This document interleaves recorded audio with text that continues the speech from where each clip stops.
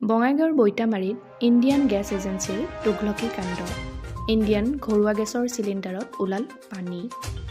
এই ঘটনা সংঘটিত হৈছে বৈতামাৰীৰ ঢাকানাবাৰী গাঁৱত। ইণ্ডিয়ান গেছৰ হিতাধিকাৰী সুপ্ৰভা ৰায়ে বৈতামাৰী ইণ্ডিয়ান গ্ৰামীণ বিতৰকৰ পৰা সংগ্ৰহ কৰিছিল ঘৰুৱা চিলিণ্ডাৰ এটা। কিন্তু চিলিণ্ডাৰ লগোৱাৰ 12 দিন পিছতে গেছ শেষ হোৱাত সন্দেহ উপজে সুপ্ৰভাৰ পৰিয়ালৰ লোকৰ। পিছত চিলিণ্ডাৰটো লৰচৰ কৰাত চিলিণ্ডাৰৰ ভিতৰত পানীৰ শব্দ শুনিবলৈ পোৱাত হতভম্ব হৈ পৰে পৰিয়ালটো। আনহাতে গেছ নথকা চিলিণ্ডাৰৰ ওজন 16 কেজি যদিও বৰ্তমান চিলিণ্ডাৰটোৰ ওজন 25 কেজি। এই ঘটনাটোৱে চাঞ্চল্যকৰ সৃষ্টি কৰিছে বৈতামাৰীত। আনহাতে ভুক্তভোগী পৰিয়ালটোৱে অভিযোগ আনাৰ ভিতৰত আজি ধৰ 10-12 দিন জ্বলোৱাৰ পিছত যে হঠাৎ কালিকে মানে গেছটো বন্ধ হৈ গ'ল। বন্ধ হৈ যোৱাৰ পিছত মই আৰু চালোঁ, খুলি কিনে চোৱাৰ পিছত মাৰি চালোঁ গেছ নোলায়।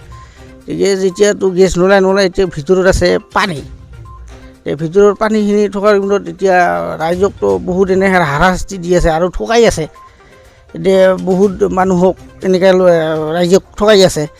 এইটোৰ কাৰণে এতিয়া ৰাইজে কমে প্ৰশাসনকো অলপ অনুৰোধ জনাইছোঁ যে এইটো বিধিক ব্যৱস্থা লওক আৰু চাওক, তদন্ত কৰক, কেছটো চাওক। ফুল চিলিণ্ডাৰটো গেলে ওজন এনে ধৰ 30 কেজি থাকে টোটেল।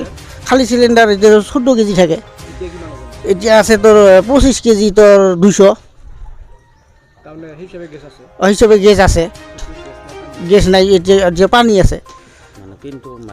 পিন মাৰি চাইছোঁ, পিনটো মাৰি চাইছোঁ, চব মাৰি চাইছোঁ, এইটো মানে পানী, চব পানী আহে, গেছ নোলায়।